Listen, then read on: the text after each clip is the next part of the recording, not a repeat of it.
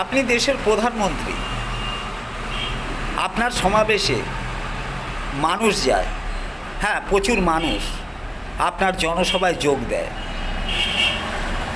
কিন্তু তার মানে এই নয় যে এই বিপুল সংখ্যক মানুষ আপনাকে সমর্থন করে বা আপনার এই বিজেপি দলটাকে ভোট দেয়।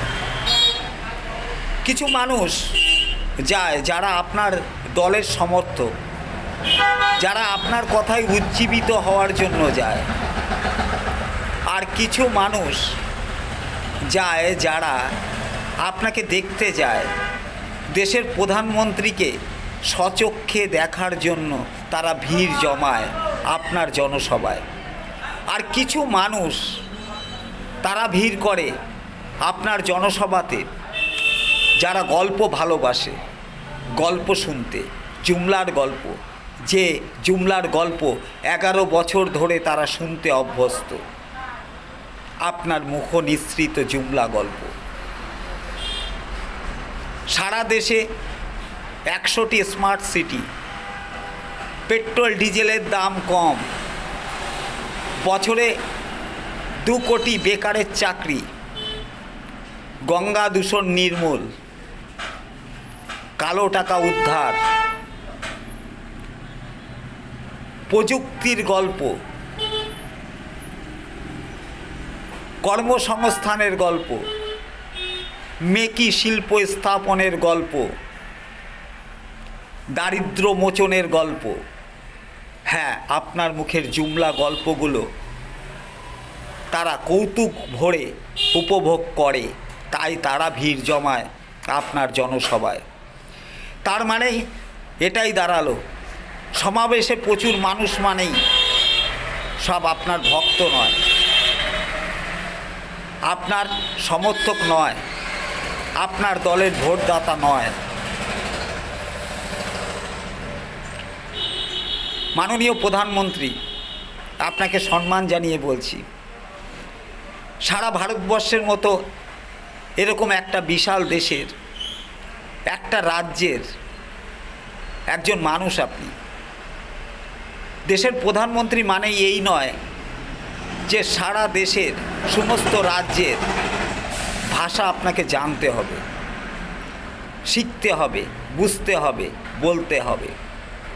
কিন্তু যখন যে রাজ্যে আপনি জনসভা করেন, তখন আপনি সেই রাজ্যের ভাবধারায়, সেই রাজ্যের চিরাচরিত পোশাকে নিজেকে আবৃত করেন এবং সেই রাজ্যের ভাষায় কথা বলে আপনি এটা প্রমাণ করার চেষ্টা করেন যে আমি তোমাদেরই লোক। এই মেকি অভিনয় করতে গিয়ে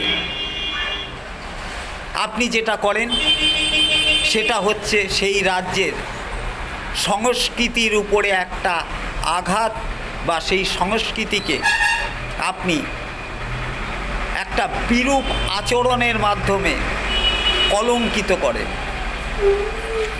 আপনি বাংলায় এসেছিলেন, মালদায়, আপনার মুখনিসৃত দেবদেবীর হদিস আমরা পেয়েছি, নতুনত্ব দেবদেবী। আপনি বলেছেন জয় মা মনস্কামনা, জয় মা হ্যান্টা কালী। আমি জানি না সনাতন ধর্মের কোন দেবদেবীর নাম মনস্কামনা এবং হ্যান্টা কালী। আপনাকে আবারও সম্মান দিয়ে বলছি, আপনি কখনো স্বামীজি বিবেকানন্দর সাজে সজ্জিত হয়ে নিজেকে স্বামী বিবেকানন্দর ভাবধারায় বাঙালি সাজার চেষ্টা করেন? কখনো রবীন্দ্রনাথের মতো দাড়ি রেখে নিজেকে রবীন্দ্র অনুরাগী হিসেবে প্রমাণ করে বাঙালির কাছের মানুষ হিসেবে প্রমাণ করার চেষ্টা করেন? কখনো কৃষ্ণের নাম জপ করে আপনি বাঙালির হৃদয়ে জায়গা করার চেষ্টা করেন?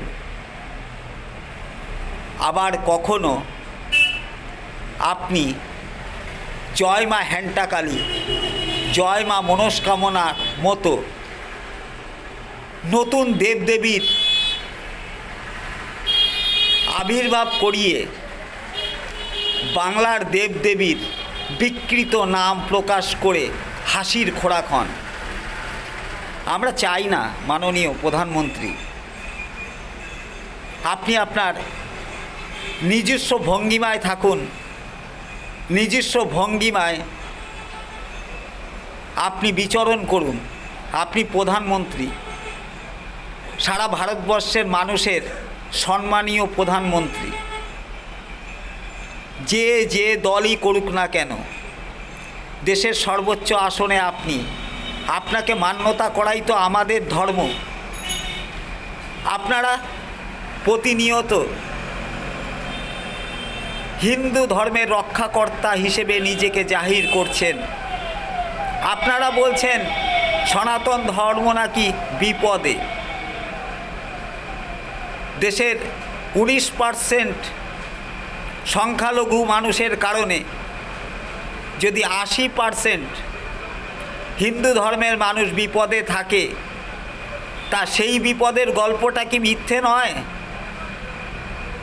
আপনি বলুন। যাই হোক, জয় মা মনস্কামনা নয়, জয় মা মনসা। জয় মা হ্যান্টাকালী নয়, জয় মা রক্ষাকালী। আমি জানি হিন্দু ধর্মকে নিয়ে, হিন্দু ধর্মকে পণ্য করে আপনাদের রাজনৈতিক ব্যবসা চলছে। বাংলার বুকে বিভেদকামী শক্তিকে জাগিয়ে তুলে দাঙ্গার নীতি আর বিভেদ নীতি সমাজের মধ্যে সৃষ্টি করে মানুষে মানুষে লড়িয়ে দিচ্ছেন। অশান্তির পরিবেশ সৃষ্টি করে ক্ষমতার শীর্ষে যাওয়ার চেষ্টা করছেন, বাংলা দখলের চেষ্টা করছেন। না মোদিজি, না। বাংলার মানুষ বিবেক বুদ্ধিহীন নয়, বাংলার মানুষ শিক্ষিত, বাংলার মানুষ সংস্কৃতিপ্রবণ, বাংলার মানুষের শালীনতা আছে। বাংলার মানুষ বিপথে চালিত হয় না কারো ইন্ধনে। তাই যেটা হচ্ছে সেটা আপনাদের ভুল, সবটাই ভুল। 2026-এর বিধানসভা নির্বাচনে বাংলার মানুষ তাদের বিবেকের রায় দেবে, বিবেকের রায়। যে রায় ধর্মান্ধতার বিরুদ্ধে, যে রায় দাঙ্গাবাজদের বিরুদ্ধে, যে রায় স্বৈরাচারীদের বিরুদ্ধে, যে রায় জুমলাবাজের বিরুদ্ধে, যে রায় বাংলার মহান মনীষীদের অপমান করার প্রতিবাদের রায়। অতএব 2026-এর নির্বাচনে বাংলার বুক থেকে চিরতরে মুছে যাবে বিজেপি নামক মূর্খদের দলের, বিজেপি নামক উন্মাদের দলের। ভালো থাকবেন। জয় হিন্দ, বন্দে মাতারাম।